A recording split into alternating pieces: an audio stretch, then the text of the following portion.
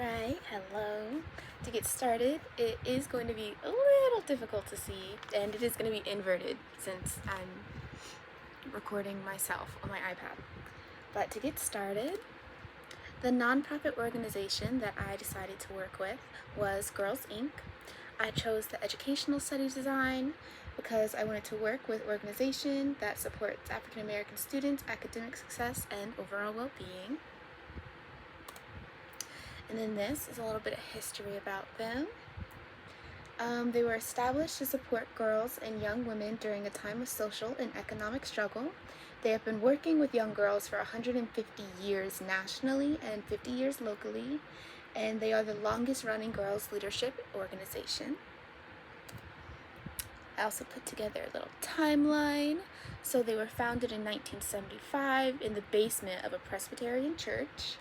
In 1987, the South Center opened, and in 1992, the North Center opened. They have two centers in Omaha, and I personally volunteered at the North Center. 2016, Nebraska Medicine Clinic opened up right beside them on the North location. 2016 again, they received Girls Inc. National Outstanding Affiliate Award. And then in 2021, when COVID was happening, they opened their gym to help with vaccines and combat the COVID pandemic. Now, their mission is to inspire all girls to be strong, smart, and bold.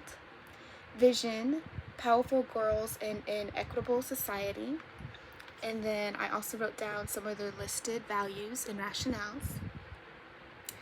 Recognize and support the strength in every girl, respect the dignity of each human being, and demonstrate genuine care and concern for the well-being of others. Understand and appreciate diversity, embrace inclusiveness, and advance equity. Drive for results anchored in integrity and accountability, and collaborate for impact. So these are some of the programs they offer. They have a study room. Basically, you can take your time in a quiet environment, study, you can get help with tutoring from other people there. They have dance.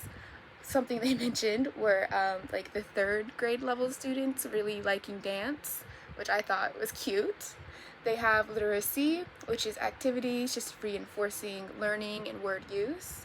They have STEM, science, technology, engineering, and math learning. They have robotics, which is teaching programming and things like that. And they have art to initiate creative activities such as crafts. So these are just credits to like the staffing who works there all the time, and like the reoccurring board members for volunteers. Someone who wasn't on here her name was Ivory. She was very helpful. When you do email them, if you go to the website, go through that email, she's the one who responds, and she's very kind. Here's a picture of staff, because I just couldn't fit it on the last slide. And I wanted to mention where the donations go. So about 4% go to center activities, 19% goes to self-sufficiency programs, 21% goes to health programs, 17% goes to administration, 35% goes to education programs, and 4% goes to fundraising. So we were supposed to mention a little bit about finance. That's outside. This is just a document. They write down everything they spend stuff on, where they're getting money from. So they spent about $5 million in total, including their program services and supporting services for the girls. And they get their money from donations and government grants, things like that. Back here. All right, my experience. So when I got there, the first thing I started doing is I started organizing a third grade classroom. It was a very cute classroom. They had like little pumpkin crafts lined up all along the wall, and I was really just picking up, cleaning up, making sure they had a good environment to work in when they came back. And from there, I ended up going to this meeting. And the meeting was really, really interesting, actually. It was kind of awkward walking in, but it was really interesting because it was all these people really talking about like how the girls and how the kids, like how their education is impacting them and how much they are starting to want to do like different things compared to what they expected of themselves. Like, one girl wanted to be an anesthesiologist, and they were talking about how proud they were that they were choosing these like hard careers that like they were really interested in, and I thought that was really, really sweet. And then from there I went and I created a literacy game also for around kids about 3rd grade age, and they were using like words that I don't use, like in this literacy game. When I was like cutting out, laminating, like making this game for the kids, they were like collude. Would never use that myself. So they're doing better than me personally. Like, they are teaching these kids, which I think is just great, absolutely wonderful. And that took quite a bit of time. It really made you realize how much effort teachers and organizers and instructors put into little like fun things like that, and it takes a lot longer than you think. It made me really respect teachers. How did your understanding of key African American psychology concepts evolve throughout your service work? So it helped me understand information versus application. In our textbook a lot, we talk about health, we talk about education, we talk about like supporting each other and how community has an effect on everyone. And it's one thing to read it, and then it's like a completely another thing to like see it and be like, oh, so like you come here after school for an after school program, and like this is something to keep yourself entertained, like keep yourself busy, keep yourself interested in education.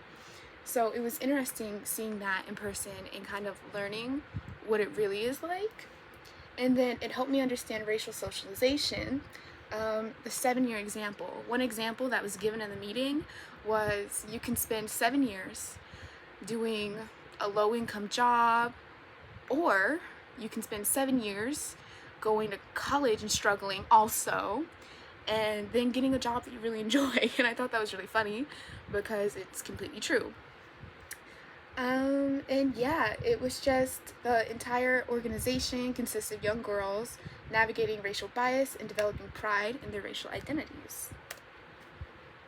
Applying these concepts, I applied it by making the literacy game for children, and it was to build self-confidence and word use and overall self-esteem. They were also supposed to work in groups to kind of converse with each other, kind of really learn from each other, you know, build off of each other's ideas. They were supposed to match up these words, see how they relate, and then argue, does this really relate to like the other one, and like how can we mix and match these things to like make something special. So that's how I applied the concepts. I did not encounter any problems. It was smooth sailing the entire day, which is great. And yeah. Okay, so I have a lot on here. I'm just gonna read the stuff bolded because I am going over time. How did you learn about the organization's role in African American community? So they do a lot of things to empower African American girls, strengthen ethnic racial identity, promote resilience, advocate for social justice, provide a sense of belonging, and address educational disparities.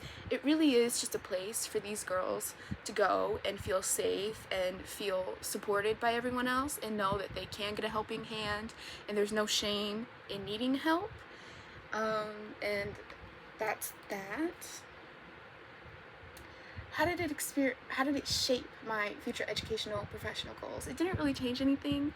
I am on the pre-pharmacy track, so I do intend to be working with anyone that I can. But something the book did do is kind of make me realize that you have to be much more cautious than you think and much more empathetic, because some people, again, are going to be more wary of you than others because of medical mistrust and things that have happened in the past. I did enjoy the experience, and they are open a lot longer during the summer so that the girls can come in during the summer for education still. So I was thinking about volunteering then. How did they align with broader social cultural education context relevant to African American psychology? So it aligns socially because of the corporation's commitment to focus on empowerment, communication, and resilience. Culturally, it relates to African American psychology because the company was founded in the hopes of uplifting young African American girls. And programs consider the racial dynamics that cause African American women to struggle, and they then combat that in any way they can, from study help to they actually offer housing to women that are 18 plus. It relates most educationally because it is an after-school program that offers further teaching and community-based activities for African American girls to foster interest in higher education. And then this is Rosie. I am at my 10-minute mark, but this was just the little pet axolotl that they had in the 3rd grade classroom, and I thought she was adorable. So that's that. Thank you.